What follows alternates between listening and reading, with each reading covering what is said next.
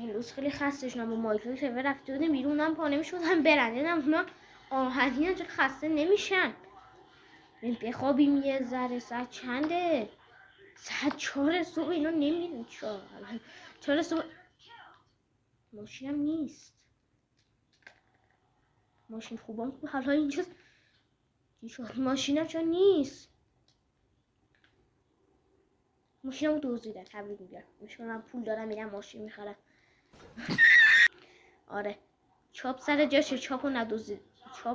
چاپ دستشویی کرد. ببین بخوابیم. خستم. خیلی خستم.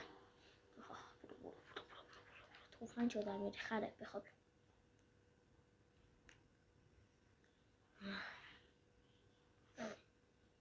فردای اون روز دیروز چه روز بدی بود. چاپ چی کار میکنه؟ در چه احوال چاپ؟ چی بود؟ بودو موتور من بود. پلیس افتاد دنبال من.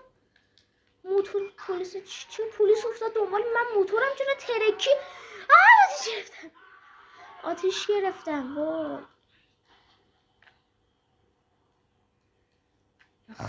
برم بیرون. خیلی خسته. برم بیرون. برم پیش یکی.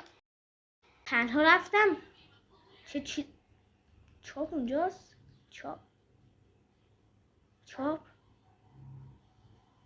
چاپ اینجا. این چیه؟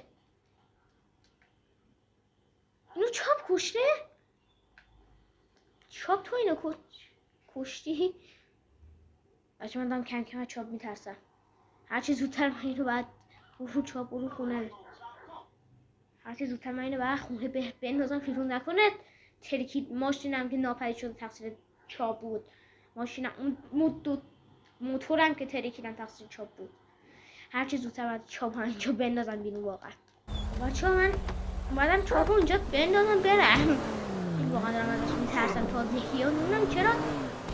برو چاپ برو. درم نمیدونم میره کوچه به درم.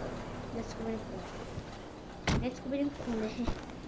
آخ بچه اومدیم به زور. هر چیز چی شده اومدیم. ولی ماشین هم هر چه زودتر شده اومدیم برم بخوابم. واقعا دیشب اصلا نتونستم بخوابم. من ترس جایی که نبایدم. چاپ اینجاست.